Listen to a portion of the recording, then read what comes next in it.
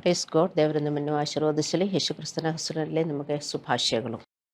ದೇವರ ನಾಮಕ್ಕೆ ಮಹಿಮೆ ಉಂಟಾಗಲಿ. ನಮ್ಮ ಇಂದಿನ ಸಂದೇಶದ ಶೀರ್ಷಿಕೆ ಕಿರಿಕಿರಿಯು ನಿಮ್ಮ ದೈನಂದಿನ ಒಡನಾಡಿಯೇ. ಇಂದು ನಾವು ನಮ್ಮ ಗಮನಿಸದ ಮತ್ತು ನಿರ್ಲಕ್ಷಿಸದ ಪಾಪ ಕಿರಿಕಿರಿಯ ಬಗ್ಗೆ ಮಾತನಾಡಲಿದ್ದೇವೆ. ನಾವು ದಿನದಲ್ಲಿ ಅನೇಕ ಬಾರಿ ಕಿರಿಕಿರಿಗೊಳ್ಳುತ್ತೇವೆ, ಆದರೆ ಇದನ್ನು ಪಾಪವೆಂದು ನಾವು ಗಮನಿಸುವುದಿಲ್ಲ ಮತ್ತು ಇದು ಎಷ್ಟು ನಮಗೆ ವಿನಾಶ ಉಂಟಾಗುತ್ತದೆಂದು ನಮಗೆ ತಿಳಿದಿಲ್ಲ. ಕಿರಿಕಿರಿಯು ದ್ವೇಷದ ಪಾಪವಾಗಿದೆ, ಆದರೆ ನಾವು ಇದನ್ನು ಹೆಚ್ಚು ಗಂಭೀರ ಎಂದು ನಮಗೆ ಗೊತ್ತಿಲ್ಲ. ನಾವು ಗಂಭೀರವಾಗಿ ನಾವು ತೆಗೆದುಕೊಳ್ಳಬೇಕು. ಅದು ಪ್ರೀತಿಗೆ ವಿರುದ್ಧವಾಗಿದೆ. 1 ಪೇತ್ರನು 5:8 ಹೇಳುತ್ತದೆ, ಸ್ವಸ್ಥ ಚಿತ್ತರಾಗಿರಿ, ಎಚ್ಚರವಾಗಿರಿ. ನಿಮ್ಮ ವಿರೋಧಿಯಾಗಿರುವ ಸೈತಾನನು ಗರ್ಜಿಸುವ ಸಿಂಹದೋಪಾದಿಯಲ್ಲಿ ಯಾರನ್ನು ನುಂಗಿಲಿ ಎಂದು ಹುಡುಗುತ್ತಾ ತಿರುಗುತ್ತಾನೆ. ನೀವು ನಂಬುತ್ತೀರೋ ಇಲ್ಲವೋ, ನಮ್ಮನ್ನು ಪಾಪದಲ್ಲಿ ಬೀಳುವಂತೆ ಮಾಡಲು ನಮ್ಮ ಶತ್ರು ನಮ್ಮ ಹಿಂದೆ ಇದ್ದಾನೆ. ನಾವು ಎಲ್ಲಿ ದುರ್ಬಲರಾಗಿ ಇರ್ತೀವೋ ಅದು ಅವನು ಗೊತ್ತು. ಅಲ್ಲಿ ನಮಗೆ ತುಂಬ ಪ್ರಲೋಭನೆಗಳು ಬರುತ್ತದೆ. ನಮಗೆ ಪ್ರಲೋಭನೆಗಳನ್ನು ತರಲು ಅವನಿಗೆ ಅಧಿಕಾರವಿದೆ ಎಂದು ನಾವು ಅರ್ಥ ಮಾಡಿಕೋಬೇಕು. ಹಲ್ಲೆಲೂಯಾ. ಯೇಸುದೇವರು ನಮಗೆ ಹೀಗೆ ಪ್ರಾರ್ಥಿಸಲು ಕಲಿಸಿದೆನು. ಮತ್ತಾಯ 6:13, ನಮ್ಮನ್ನು ಶೋಧನೆಯೊಳಗೆ ಸೇರಿಸದೆ ಕೇಡಿನಿಂದ ನಮ್ಮನ್ನು ತಪ್ಪಿಸು. ನಮ್ಮನ್ನು ಶೋಧನೆಯೊಳಗೆ ಸೇರಿಸದೆ ಕೇಡಿನಿಂದ ನಮ್ಮನ್ನು ತಪ್ಪಿಸು ಅಂದರೆ ನಾವು ನಮ್ಮ ಪ್ರಲೋಭನೆಗಳಲ್ಲಿ ಬಿದ್ದರೆ ನಮಗೆ ಕೆಟ್ಟದು ಬಂದೇ ಬರುತ್ತದೆ. ಯಾರಿಗೂ ಅದಕ್ಕೆ ತಪ್ಪಿಸೋಕ್ಕಾಗಲ್ಲ. ಬರೀ ಕ್ರಿಶ್ಚಿಯನ್ನರಿಗಲ್ಲ, ಇಡೀ ಲೋಕದಲ್ಲಿ ಇರುವ ಎಲ್ಲರಿಗೂ. ಅದಕ್ಕೆ ದೇವರು ನಮ್ಮನ್ನು ಕರೆದಿರುವುದು ಏನು? ನಾವು ಪಾಪದಲ್ಲಿ ಬೀಳಬಾರದು. ಅದು ನಾವು ಪ್ರಾಕ್ಟೀಸ್ ಮಾಡಬೇಕು. ಹಾಗೆಯೇ ನಾವು ಅಭಿವೃದ್ಧಿ ಉಂಟಾಗಿ ಮುಂದೆ ಹೋಗಬೇಕು. ಹಾಗೆಯೇ ನಾವು ಜೀವಿಸಬೇಕು. ಇದು ಪಿಶಾಚಿಗೆ ಗೊತ್ತಿದೆ, ಆದರೆ ವಿಶ್ವಾಸಿಗಳಿಗೆ ತಿಳಿದಿಲ್ಲ. ಇದು ಮರೆಯಬೇಡಿ ಮತ್ತು ಜಾಗರೂಕರಾಗಿರಿ. ಸೈತಾನನು ನಮ್ಮ ಕೆಟ್ಟದಕ್ಕಾಗಿ ಮತ್ತು ವಿನಾಶಕ್ಕಾಗಿ ಸಕ್ರಿಯವಾಗಿ ಕೆಲಸ ಮಾಡ್ತಾನೆ. ನೀವು ನಂಬಿದ್ರು ಇಲ್ಲದಿದ್ರು ಅವನೊಂದೇ ಒಂದು ಕೆಲಸ, ನಮಗೆ ಕೆಟ್ಟದಾಗಬೇಕು, ನಮಗೆ ಸಮಾಧಾನ ಸಿಗಬಾರದು, ನಾವು ಒಳ್ಳೆಯ ಜೀವನ ನಡೆಸಬಾರದು. ಮತ್ತೆ ನಾವು ಪ್ರಲೋಭನೆಗಳಲ್ಲಿ ಬೀಳುವಂತೆ ಅವನಿಗೇನು ಮಾಡೋಕ್ಕಾಗಲ್ಲ. ಪ್ರಲೋಭನೆಗಳು ತರಬಹುದು, ನಾವು ಆಯ್ಕೆ ಮಾಡಬೇಕು. ಅದಕ್ಕೋಸ್ಕರ ಪ್ರಾರ್ಥನೆ ಮಾಡಿದರೆ ನಮಗೆ ಶಕ್ತಿ ಸಿಗ್ತದೆ. ನಾವು ಪ್ರಲೋಭನೆಗಳಲ್ಲಿ ಬೀಳದೆ ನಮಗೆ ಜೀವನ ಮಾಡೋಕ್ಕಾಗತ್ತೆ. ನಾವು ಅದು ಅಭ್ಯಾಸ ಮಾಡಬೇಕು. ಕ್ರಿಸ್ತನಲ್ಲಿ ನಂಬಿಕೆ ಉಳ್ಳವರಾಗಿ ಕಿರಿಕಿರಿಯಿಂದ ಮುಕ್ತವಾಗಿರುವುದು ನಾವು ಅಭ್ಯಾಸ ಮಾಡಬೇಕಾದ ಸಂಗತಿಯಾಗಿದೆ.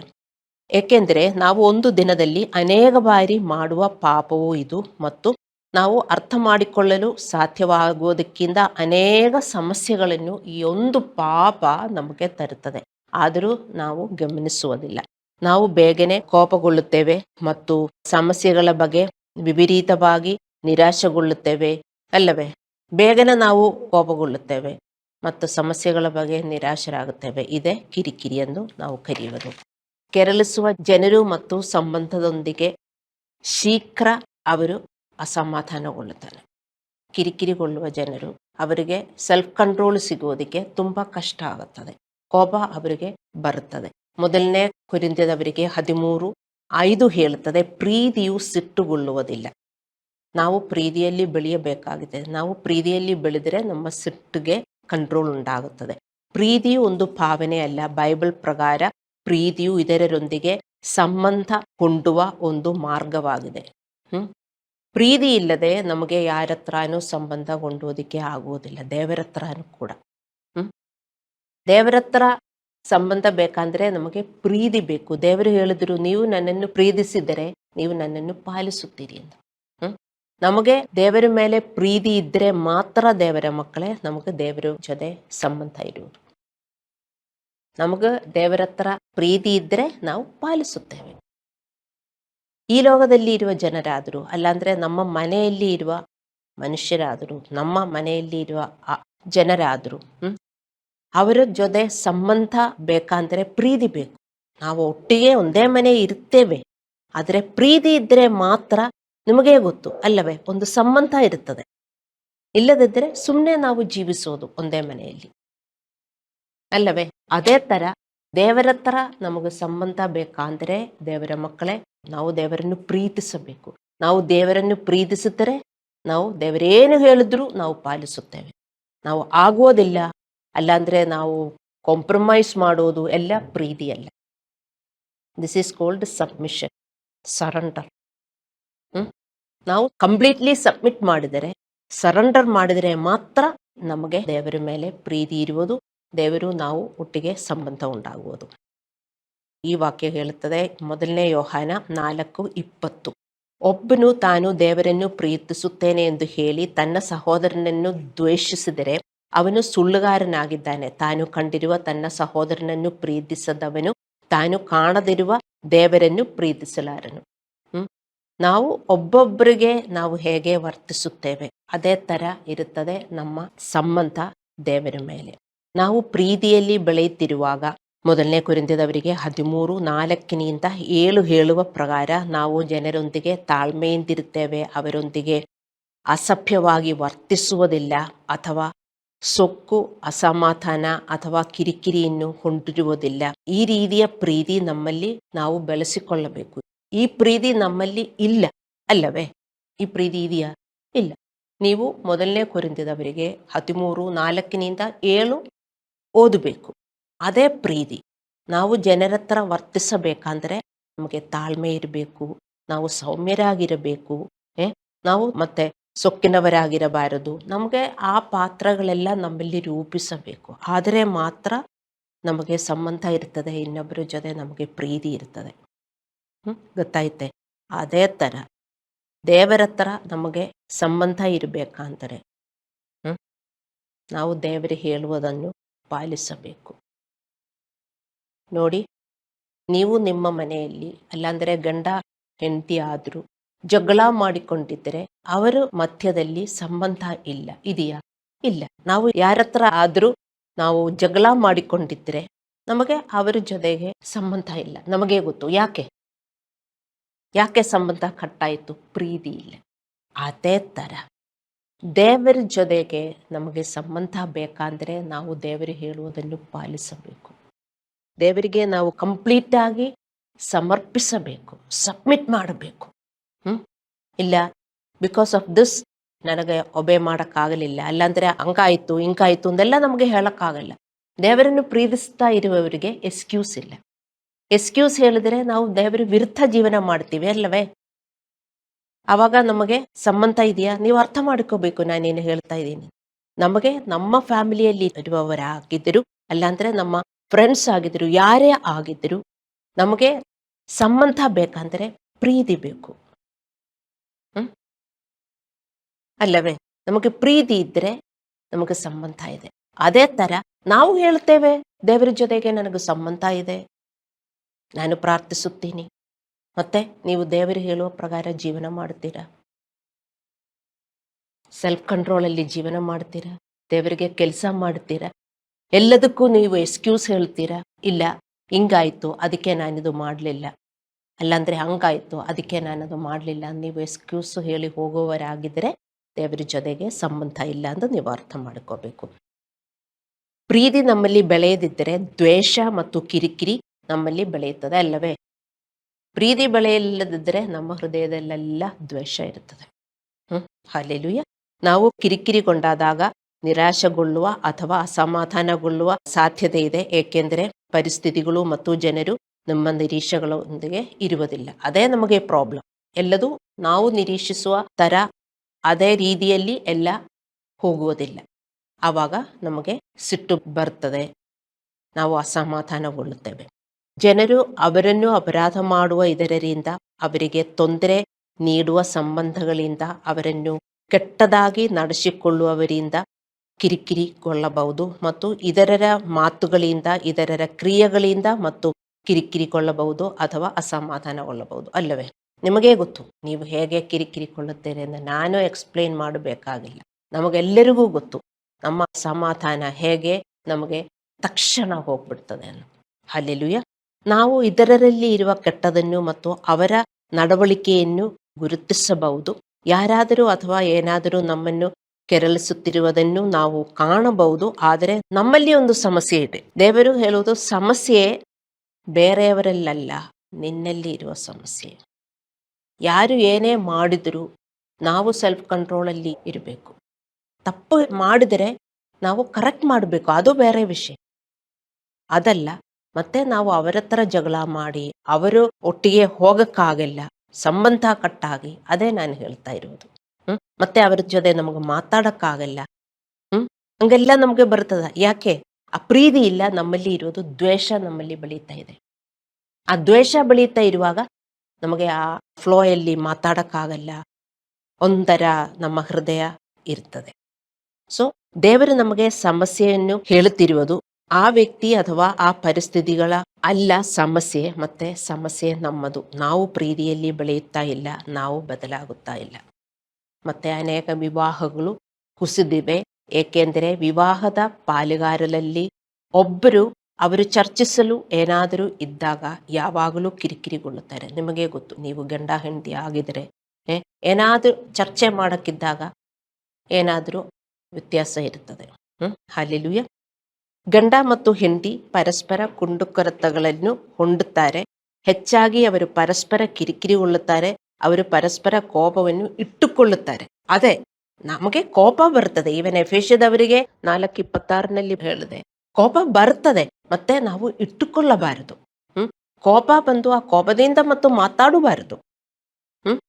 ಕೋಪ ತಕ್ಷಣ ಬಂದರೆ ನಾವದು ಕಂಟ್ರೋಲ್ ಮಾಡಬೇಕು. ಅದೇ ಮತ್ತೆ ಕೋಪದಲ್ಲಿ ಮಾತಾಡಿ ಕಂಟ್ರೋಲ್ ಮಾಡುವುದಲ್ಲ. ತುಂಬಾ ಜನ ತಿಳ್ಕೊಳ್ತಾರೆ, ಎಫೆಸದವರು 4:26 ನೋಡಿ, ಕೋಪ ಬರಬಹುದು, ಕೋಪದಲ್ಲಿ ಮಾತಾಡಬಹುದು, ಕೋಪದಲ್ಲಿ ಮಾತಾಡಬಾರದು. ಕೋಪ ಬಂದ ತಕ್ಷಣ ನಾವು ರಿಯಲೈಸ್ ಮಾಡಬೇಕು, ಹೌದು ಇದು ನನಗೆ ಕೋಪ ಬರ್ತಾ ಇದೆ, ಕಂಟ್ರೋಲ್ ಮಾಡಬೇಕು. ಅದೇ ಅಲ್ಲಿಗೆ ಹೇಳಿರೋದು. ಕೋಪ ಬಂದು ಮತ್ತು ಕೋಪದಲ್ಲಿ ವರ್ತಿಸಿ, ಅಲ್ಲಾಂದ್ರೆ ಕೋಪದಲ್ಲಿ ಮಾತಾಡುವುದಲ್ಲ. ಕೋಪವನ್ನು ನಮಗೆ ಕಿರಿಕಿರಿಯನ್ನು ಉಂಟು ಮಾಡುತ್ತದೆ. ಬೈಬಲ್ ಕೋಪದ ಬಗ್ಗೆ ಬಹಳಷ್ಟು ಹೇಳುತ್ತದೆ. ಏಕೆಂದರೆ ಅದು ಕೊಲ್ಲುವ ಆತ್ಮವಾಗಿದೆ. ನಮ್ಮ ಕೋಪದ ಮೂಲಕ ನಾವು ನಮ್ಮನ್ನು ಕೊಲ್ಲುತ್ತೇವೆ ಮತ್ತು ನಾವು ಕೋಪಗೊಂಡ ಇತರರನ್ನು ಕೊಲ್ಲುತ್ತೇವೆ. ಇದೇ ನಮ್ಮ ಕೋಪ ಮಾಡುವುದು. ಕೋಪ ಬರುತ್ತೆ, ಆದರೆ ಮನಸ್ಸಲ್ಲಿ ಇಟ್ಕೊಂಡು ಇರಬಾರದು. ನಾವು ಅದು ರಿಲೀಸ್ ಮಾಡಬೇಕು ಇಮ್ಮಿಡಿಯೇಟ್ಲಿ. ಇಲ್ಲದಿದ್ದರೆ ಆ ಕೋಪ ನಮ್ಮನ್ನು ಕೊಲ್ಲುತ್ತಾ ಇರುತ್ತದೆ. ಮತ್ತೆ ನಮಗೆ ಕೋಪಗೊಂಡ ಮನುಷ್ಯರ ಹತ್ರ ಮತ್ತು ದ್ವೇಷ ಬರುತ್ತದೆ. ನಾವು ಕೋಪದಿಂದ ಯೋಚನೆ ಮಾಡುತ್ತೇವೆ. ನಾವು ಅವರ ಹತ್ರ ಏನು ಮಾತಾಡಲಿಲ್ಲದಿದ್ರೂ ನಾವು ಕೋಪದಿಂದ ನಾವು ಯೋಚನೆ ಮಾಡ್ತೇವೆ ಅಲ್ಲವೇ? ನೀವೇ ಯೋಚಿಸಬೇಕು, ಇದೆಲ್ಲ ನಮಗೂ ಉಂಟಾಗುತ್ತದೆ. ಅದಕ್ಕೆ ಇಮ್ಮಿಡಿಯೇಟ್ಲಿ ಕೋಪ ಬಂದ ತಕ್ಷಣ ಅದು ಕಂಟ್ರೋಲ್ ಮಾಡಬೇಕು. ನಮ್ಮ ಜೀವನದಲ್ಲಿ ನಾವು ಒಪ್ಪಿಕೊಳ್ಳಲು ಸಿದ್ಧರಿಗಿಂತ ಕೋಪವು ನಮ್ಮಲ್ಲಿ ಬಹಳ ದೊಡ್ಡ ಸಮಸ್ಯೆ ಆಗಿದೆ. ನಾವದು ಗಮನಿಸುವುದೇ ಇಲ್ಲ. ಅದು ದೊಡ್ಡ ಸಮಸ್ಯೆ ಆಗಿದೆ. ಕೋಪಗೊಂಡವರು ತಮ್ಮ ಕೋಪವನ್ನು ಸಮರ್ಥಿಸಿಕೊಳ್ಳುತ್ತಾರೆ. ನೀವು ಒಮ್ಮೆ ಕೋಪಗೊಂಡರೆ ಅದು ನಿಮ್ಮಲ್ಲಿ ಇರುವ ಕೋಪ ಎಂದು ಮೊದಲು ನೀವು ಅರ್ಥ ಮಾಡಿಕೊಳ್ಳಬೇಕು. ತುಂಬ ಜನರು ಕೋಪ ಮಾಡಿ ಅವರು ಸಮರ್ಥಿಸಿಕೊಳ್ಳುತ್ತಾರೆ. ನಾನು ಕೋಪಗೊಂಡಿರೋದು ಇನ್ನೊಬ್ಬರ ಕಾರಣ, ಅವರು ಚೆನ್ನಾಗಿದ್ದರೆ ನನಗೂ ಕೋಪ ಬರುವುದಿಲ್ಲ. ಹಂಗೆ ನಾವು ಹೇಳಬಾರದು. ನಮ್ಮ ಸಮಸ್ಯೆ ಏನು? ಇನ್ನೊಬ್ಬರಲ್ಲ. ಅಲ್ಲಾಂದರೆ ನಮ್ಮ ಸಮಸ್ಯೆ ಇನ್ನೊಂದು ವಿಷಯ ಅಲ್ಲ, ಮತ್ತೆ ನಾವೇ. ನಮ್ಮ ಸಮಸ್ಯೆ ನಮ್ಮ ಕೋಪ.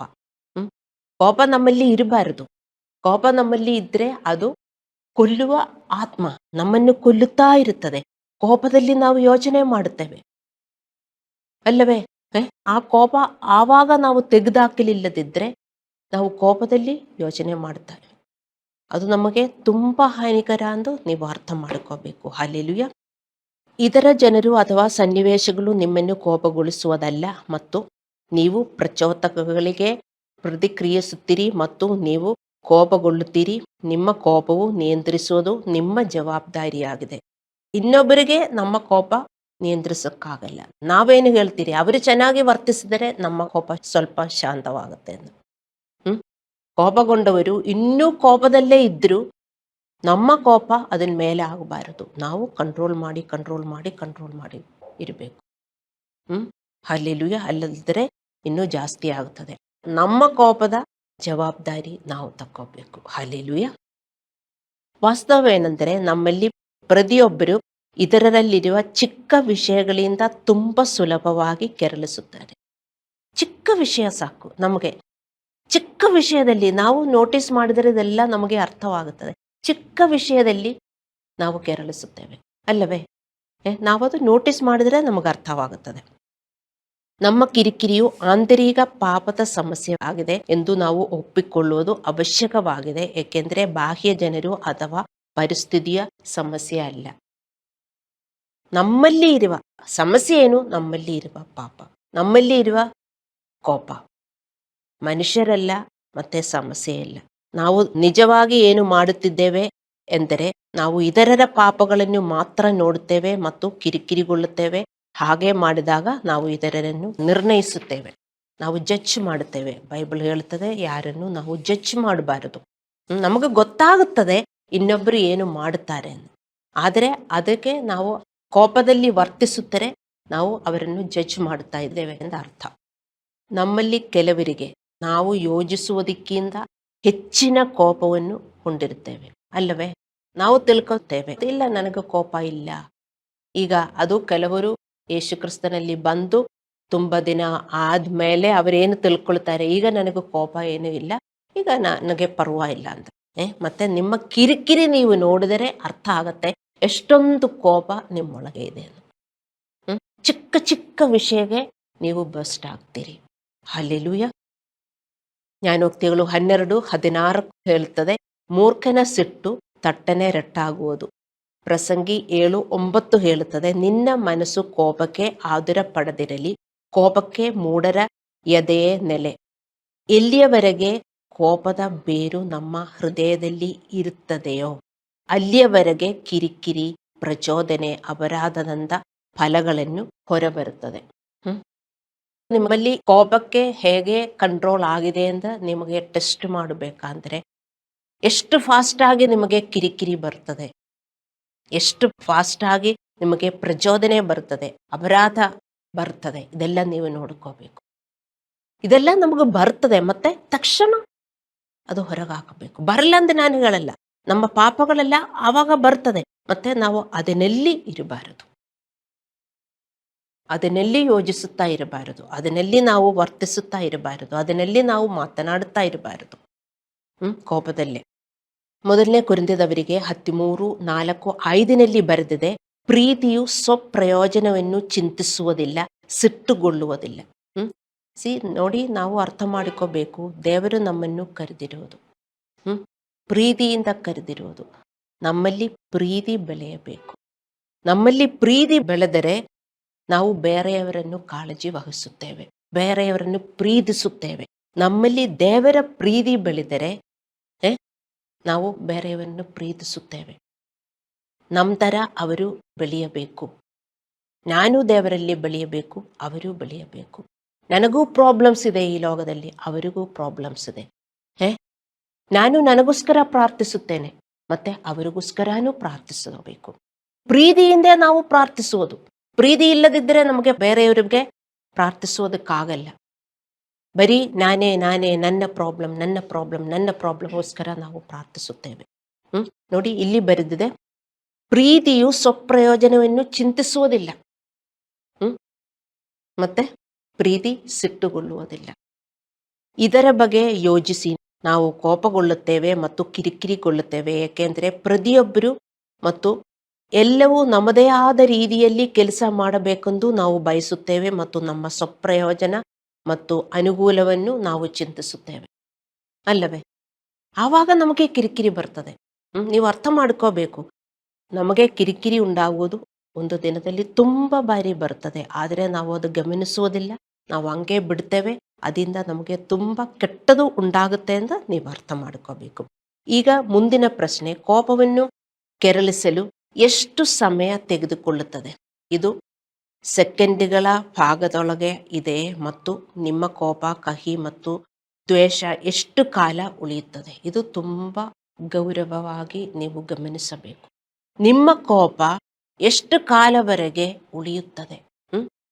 ನಮಗೆ ವಾಕ್ಯ ಇದೆ, when you are angry do not sin. ನೀವು ಕೋಪಗೊಂಡಾಗ ಪಾಪ ಮಾಡಬಾರದು. ಕೋಪ ಬರ್ತದೆ, ಆದರೆ ಪಾಪ ಮಾಡಬಾರದು.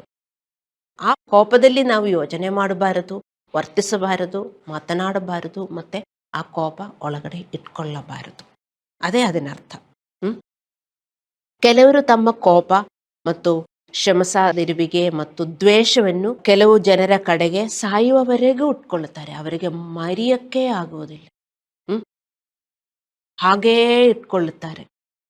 ಹಂಗೆ ಅವರು ರಿಲೇಶನ್ಶಿಪ್ ಕಟ್ ಮಾಡಿಬಿಡ್ತಾರೆ.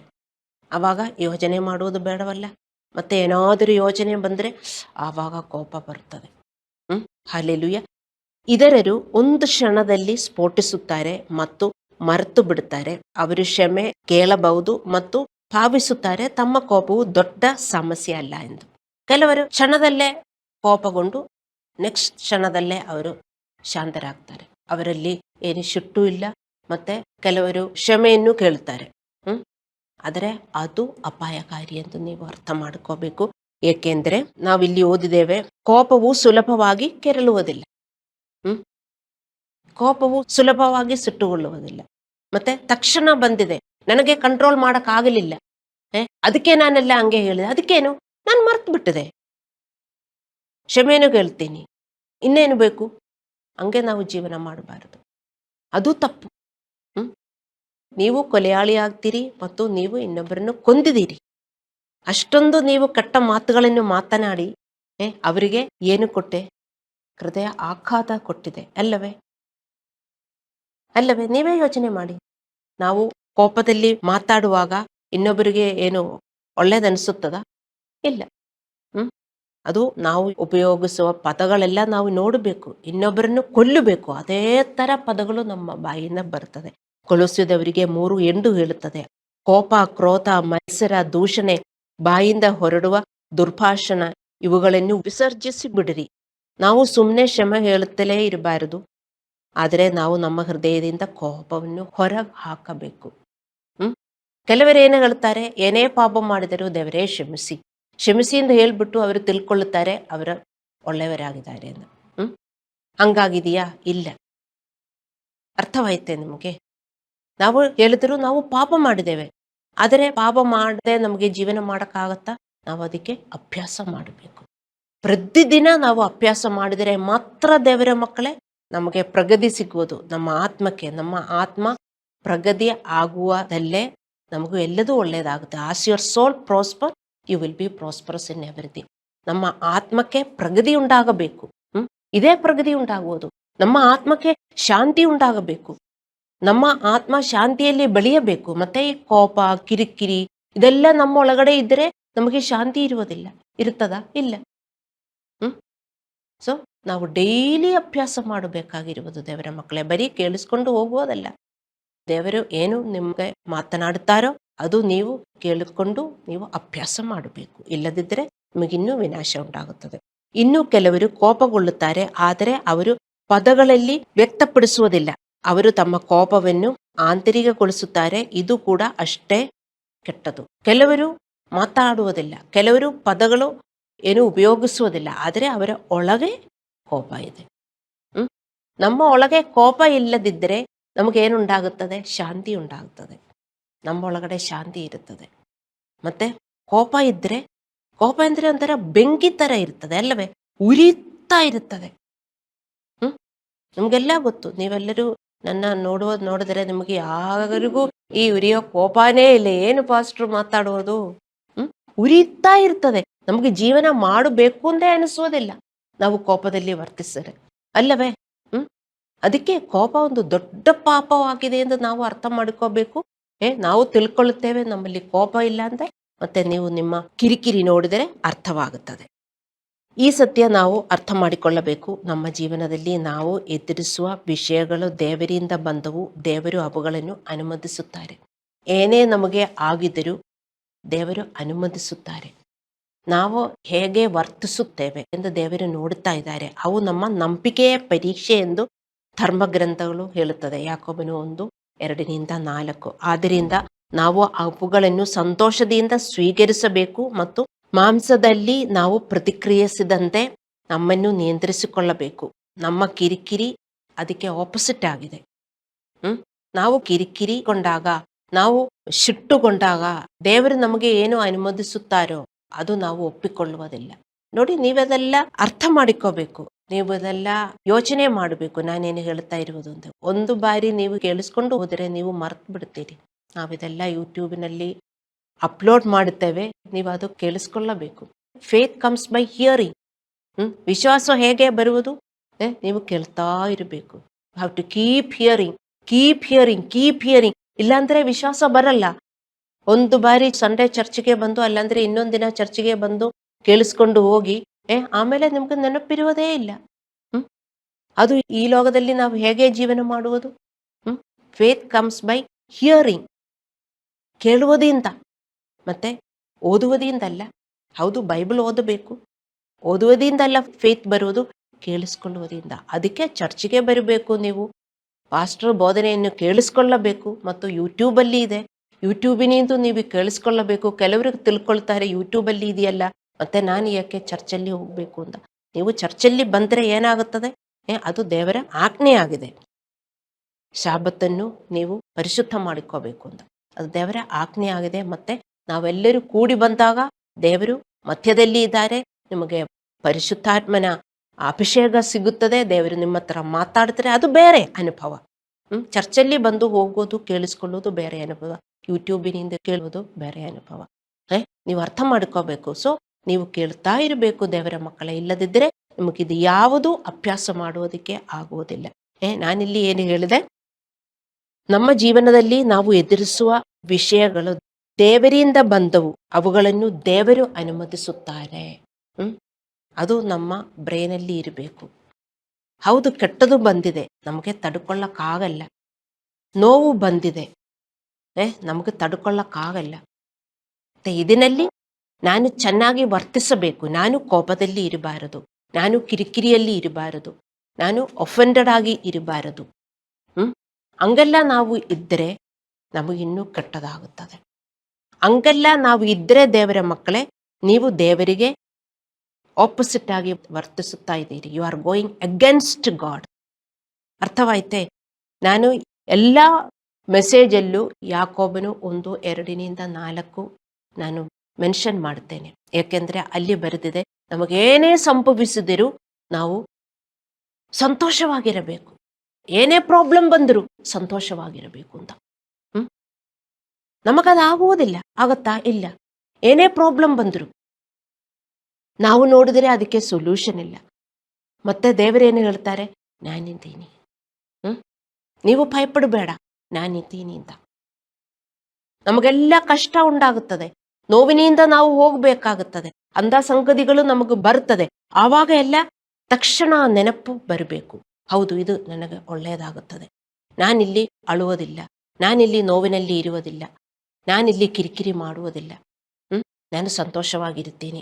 ಅದು ನಿಮಗೆ ಹಂಗೆ ಮಾಡಬೇಕಂದ್ರೆ ನೀವು ಈ ವಚನಗಳೆಲ್ಲ ಕೇಳುತ್ತಾ ಇರಬೇಕು, ಪಾಸ್ಟರ್ನ ಬೋಧನೆಗಳೆಲ್ಲ ಕೇಳುತ್ತಾ ಇರಬೇಕು. Faith comes by hearing, not by reading.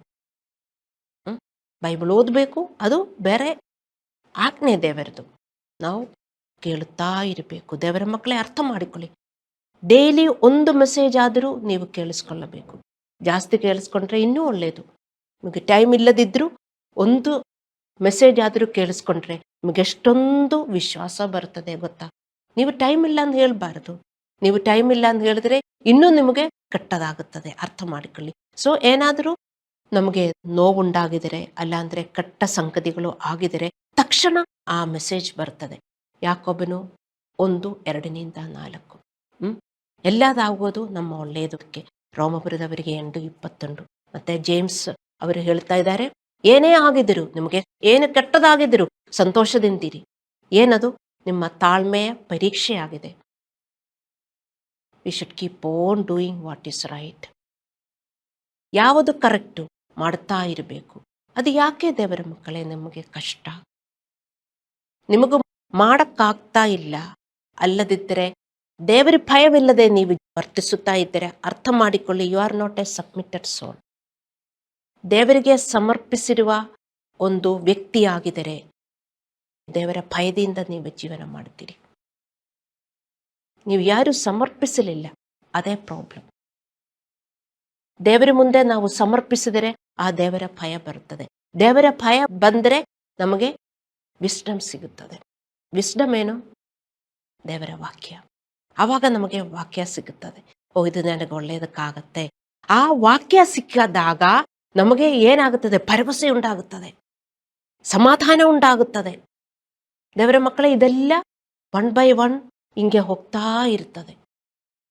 ಎಲ್ಲಿ ಹೋಗ್ತಾ ಇರಬೇಕು? ನಮ್ಮ ಮನಸ್ಸಲ್ಲಿ. ಅದು ಹಂಗೆ, ಅದೇ ಪರಿಶುದ್ಧಾತ್ಮನ ಕ್ರಿಯೆ.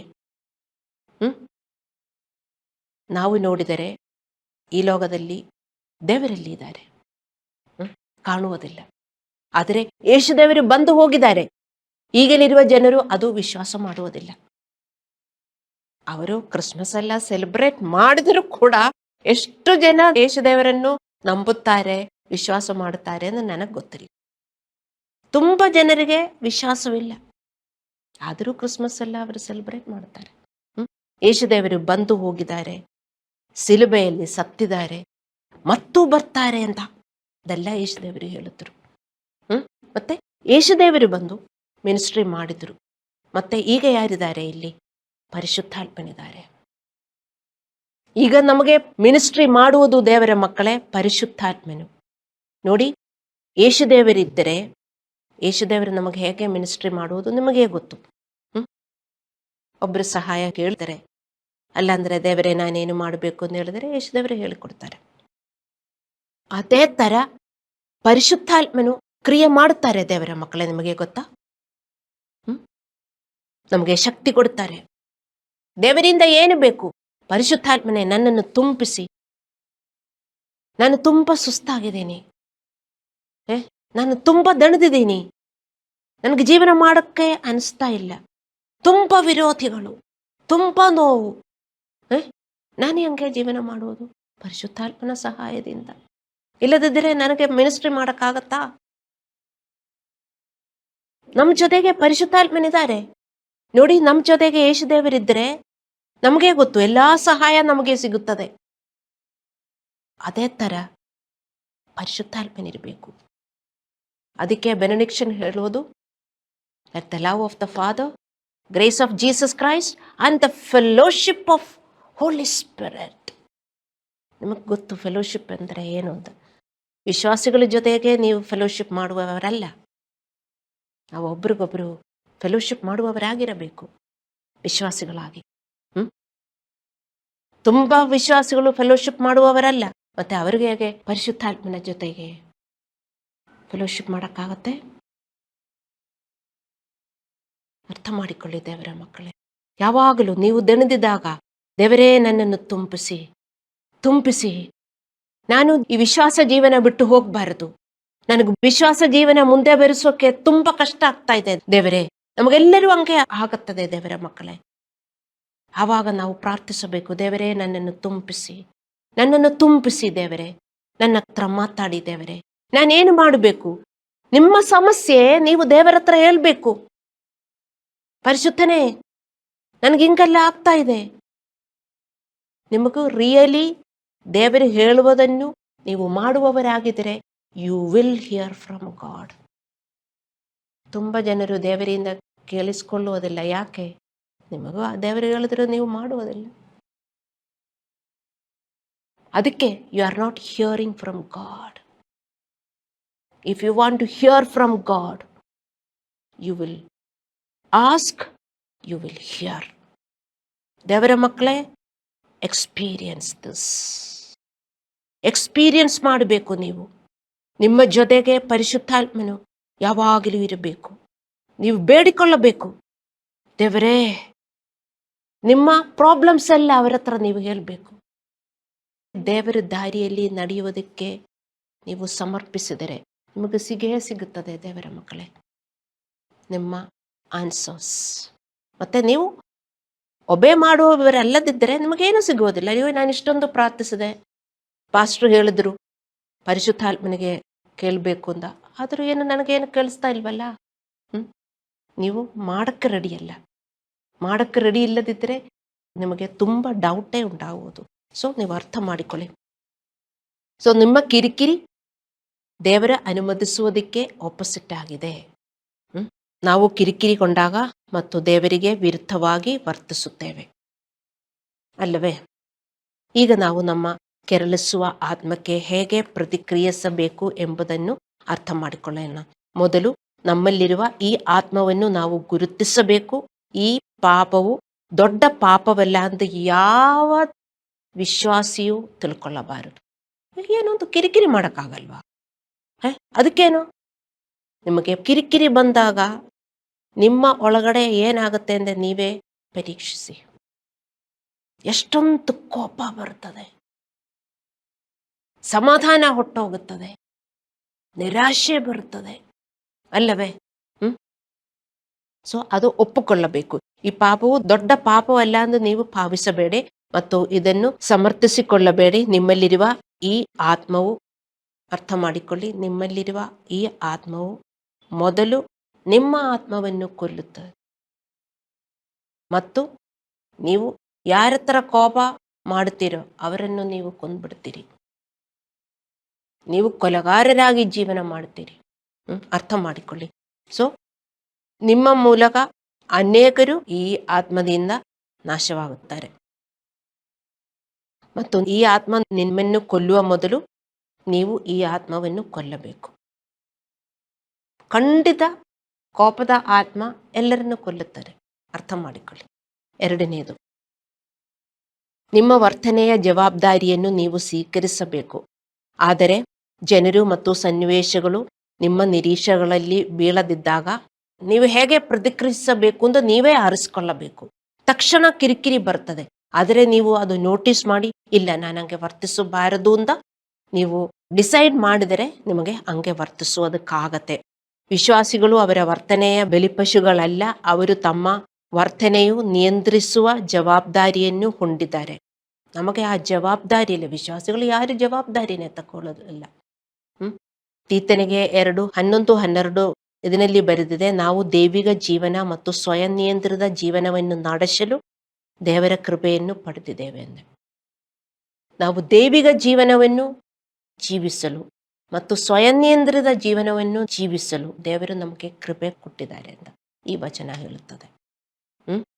ನಮಗೆ ಕೃಪೆ ಸಿಕ್ಕಿರುವುದು ಪಾಪದಲ್ಲಿ ಬಿತ್ತು ಬಿತ್ತು ಬಿತ್ತು ಮತ್ತು ಎದ್ದು ದೇವರೇ ಕ್ಷಮಿಸಿ ಎಂದು ಹೇಳಿ ಹಂಗೆ ನಡೆಯೋದಕ್ಕೆಲ್ಲ ನಮಗೆ ಕೃಪೆ ಕೊಟ್ಟಿರುವುದು. ಅದಕ್ಕೆ ಯಾರಿಗೂ ಕೃಪೆ ಬೇಕಾಗಿಲ್ವಲ್ಲ.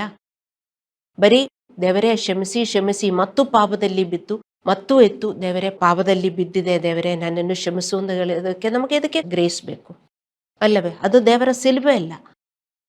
ಅವನ ಸಿಲುಬೆಯನ್ನು ನಾವು ಹೊತ್ತುಕೊಂಡು ಫಾಲೋ ಮಾಡಬೇಕು ಅಂದರೆ, ಹಿಂಬಾಲಿಸಬೇಕು ಅಂತ ದೇವರು ನಮಗೆ ಹೇಳಿದ್ದಾರೆ. ಸೊ ಪಾಪದಲ್ಲಿ ಜೀವಿಸುವುದನ್ನು ನಾವು ಮುಂದುವರಿಸಬಾರದು. ಮತ್ತು ಮೂರನೇದು, ಈ ವಾಕ್ಯ ನೆನಪಿಸಿಕೊಳ್ಳಿ, ಯಾಕೋಬನು 1:20, ಮನುಷ್ಯನ ಕೋಪವು ದೇವರಿಗೆ ಮೆಚ್ಚುಗೆಯಾಗಿರುವ ನೀತಿಗೆ ಅನುಕೂಲವಾಗುವುದಿಲ್ಲ. ಮನುಷ್ಯನ ಕೋಪವು ನಮ್ಮಲ್ಲಿ ಸಿಟ್ಟು ಇಟ್ಕೊಂಡು ದೇವರೇ ನನಗದು ಕೊಡಿ, ದೇವರೇ ನನಗಿದು ಕೊಡಿ, ದೇವರೇ ನೀನು ನನ್ನ ತಂದೆ, ನಿನ್ನ ಮಕ್ಕಳಾಗಿದ್ದೀವಿ ನಾವು ಒಂದೆಲ್ಲ ಹೇಳಿದರೆ ದೇವರೇನು ಕೊಡುವುದಿಲ್ಲ. ಮನುಷ್ಯನ ಕೋಪವು ದೇವರಿಗೆ ಮೆಚ್ಚುಗೆಯಾಗಿರುವ ನೀತಿಗೆ ಅನುಕೂಲವಾಗುವುದಿಲ್ಲ. ನಮ್ಮ ಹೃದಯದಿಂದ ಈ ಕೋಪ ನಾವು ಹಿತ್ತಾಕಲಿಲ್ಲ, ಹೊರಗೆ ಹಾಕಲಿಲ್ಲ, ಅದು ಯಾವಾಗಲೂ ಬಂದೇ ಇರುತ್ತದೆ. ಮತ್ತು ನಾವೆಷ್ಟೊಂದು ದೇವರಿಗೆ ಬೇಡಿಕೊಂಡರೂ ದೇವರ ಮಕ್ಕಳೇ ನಾವು ಅರ್ಥ ಮಾಡಿಕೋಬೇಕು, ದೇವರ ನೀತಿಯನ್ನು ತೋರಿಸುವುದಿಲ್ಲ. ನಾವು ನಿರಾಶೆಯಲ್ಲೇ ಜೀವನ ಮಾಡಬೇಕಾಗುತ್ತದೆ. ಹಲ್ಲೆಲೂಯಾ. ನಿಮ್ಮ ಕೋಪದಿಂದ ಕಿರಿಕಿರಿಯು ನೀವು ಅರ್ಥ ಮಾಡಿಕೊಳ್ಳುವುದರಿಂದ ಹೆಚ್ಚು ಹಾನಿ ಮಾಡುತ್ತದೆ. ಇದೊಂದು ಬೆಂಕಿ ತರ ಇದೆ, ನಿಮಗೇ ಗೊತ್ತು. ಇದು ಬೆಂಕಿ ಅಲ್ವಾ? ಈ ಬೆಂಕಿ ತುಂಬಾ ನಾಶ ಕೊಡುತ್ತದೆ. ಇದು ತೀವ್ರವಾಗಿ ಹರಡುತ್ತದೆ ಮತ್ತು ಲೆಕ್ಕವಿಲ್ಲದಷ್ಟು ಆಶೀರ್ವಾದಗಳನ್ನು ನಾಶಪಡಿಸುತ್ತದೆ. ನಿಮ್ಮ ಅರಿವಿಲ್ಲದೆ ಇದು ಮಾಡುತ್ತಾ ಇರುತ್ತದೆ. ನೀವು ನಿಮ್ಮ ಹೃದಯದಲ್ಲಿ ಕೋಪ ಇಟ್ಕೊಂಡಿರ್ತೀರಿ, ನಿಮಗೆ ಕ್ಷಮಿಸುವುದಕ್ಕಾಗಲ್ಲ. ದೇವರ ಮಕ್ಕಳೇ, ಅರ್ಥ ಮಾಡಿಕೊಳ್ಳಿ. ನಾವೆಲ್ಲರೂ ಬುದ್ಧಿವಂತರಾಗಿ ಜೀವನ ಮಾಡಬೇಕು, ಮೂರ್ಖರಾಗಿ ಜೀವನ ಮಾಡಬಾರದು. ಮೂರ್ಖ ಕನ್ಯೆಗಳು, ಬುದ್ಧಿವಂತ ಕನ್ಯೆಗಳು ದೇವರ ರಾಜ್ಯದಲ್ಲಿ ಇದ್ದಾರೆ. ನೀವು ಮೂರ್ಖ ಕನ್ಯೆಗಳಾಗಿ ಜೀವನ ಮಾಡಿದರೆ ನಿಮ್ಮೊಳಗಡೆ ಕೋಪ ಇರುತ್ತದೆ. ಆ ಕೋಪದ ಬೆಂಕಿಯಿಂದ ನಿಮ್ಮನ್ನೇ ನೀವು ನಾಶ ಮಾಡ್ತಾ ಇದ್ದೀರಿ. ದೇವರು ಕೊಡಬೇಕಾಗಿರುವ ಎಲ್ಲ ಆಶೀರ್ವಾದಗಳು ನೀವು ನಾಶ ಮಾಡ್ತಾ ಇದ್ದೀರಿ ಅಂತ ನೀವು ಅರ್ಥ ಮಾಡ್ಕೋಬೇಕು ದೇವರ ಮಕ್ಕಳೇ. ಸೊ ನೀವು ಪಶ್ಚಾತ್ತಾಪ ಪಟ್ಟು ಮತ್ತು ನಿಮ್ಮ ಈ ಮಾರ್ಗದಿಂದ ದೂರವಿರಬೇಕು. ಕಿರಿಕಿರಿಯನ್ನು ನೀವು ಜೀವನದಲ್ಲಿ ಯಾವುದೇ ಜಾಗವನ್ನು ನೀಡಬೇಡಿ. ನಾವು ಕಣ್ಣುಗಳನ್ನು ಮುಚ್ಚಿ ಪ್ರಾರ್ಥನೆ ಮಾಡೋಣ.